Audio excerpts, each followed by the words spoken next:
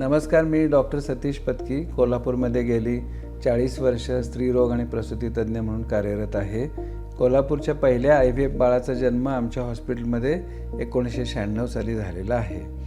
त्या काळात जे तंत्रज्ञान होतं तेव्हापासून आत्तापर्यंत गेल्या ह्या 40 वर्षात ह्या सगळ्या तंत्रज्ञानामध्ये क्रांतिकारक दृष्टीने विकास होत चाललेला आहे आणि त्यामुळे यशाचं प्रमाण पण अनेक पटीने वाढत आहे.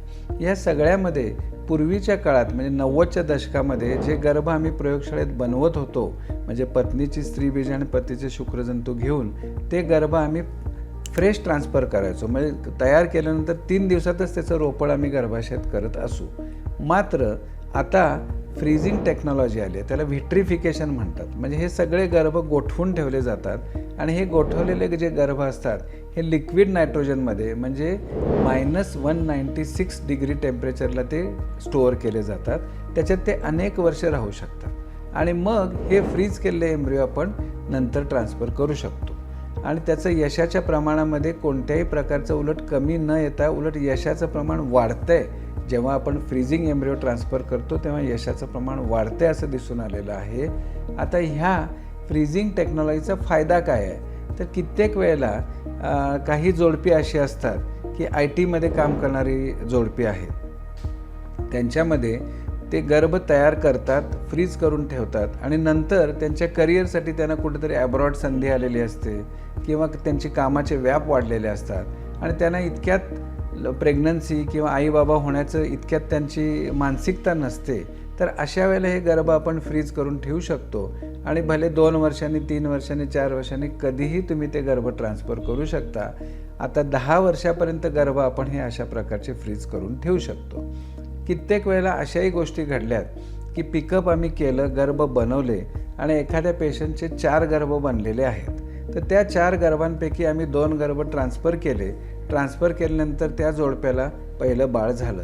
पहिलं बाळ झाल्यानंतर अशी ही जी आमच्याकडच्या पेशंटची मी माहिती सांगतोय, त्या पेशंटला नंतर फॉरेनला जायची संधी आली तिच्या जॉबमध्ये आणि त्याच्यानंतर 6 वर्षांनी ती पेशंट आमच्याकडे आली. 6 वर्षानंतर ते जोडपं आमच्याकडे आलं तेव्हा त्यांचे पहिल्याच बॅचमध्ये जे फ्रीज केलेले जे एम्ब्रिओ होते ते पुन्हा आम्ही ट्रान्सफर केले. त्यासाठी त्यांना पहिल्यापासून पुन्हा पिकअप करा, पुन्हा गर्भ बनवा ही कोणतीही गोष्ट करायला लागली नाही आणि त्यामुळे ते फ्रीज केलेले पहिल्याच बॅचचे गर्भ ट्रान्सफर करून त्यांना परत दुसरं अपत्याची प्राप्ती झाली.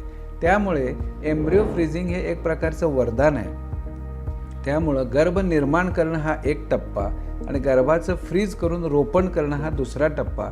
या 2 टप्प्यांमध्ये कितीही कालावधीचा अंतर पेशंटच्या चॉईसनुसार, कन्व्हिनियन्सनुसार आपण करू शकतो आणि जेव्हा जेव्हा त्यांना आवश्यकता वाटेल की आता आपल्याला प्रेग्नन्सी होण्यासाठी आपण आपल्या सगळ्या गोष्टी योग्य आहेत त्या वेळेला आपण गर्भ ट्रान्सफर करून त्यांना प्रेग्नन्सी साध्य करू शकतो आणि हा एक वेगळ्या प्रकारचा फायदा आहे. गर्भाचं इव्हन टेस्टिंग जरी करायचं असेल आपल्याला, तो गर्भ क्रोमोसोमली चांगला आहे ना, त्याच्यात काही क्रोमोसोम किंवा असा काही दोष नाही ना, तरीसुद्धा ती तपासणी करून आपण ते गर्भ फ्रीज करून ठेवू शकतो आणि नंतर रिपोर्ट आल्यानंतर जे चांगले गर्भ आहेत त्याचंच रोपण आपण नंतर करू शकतो.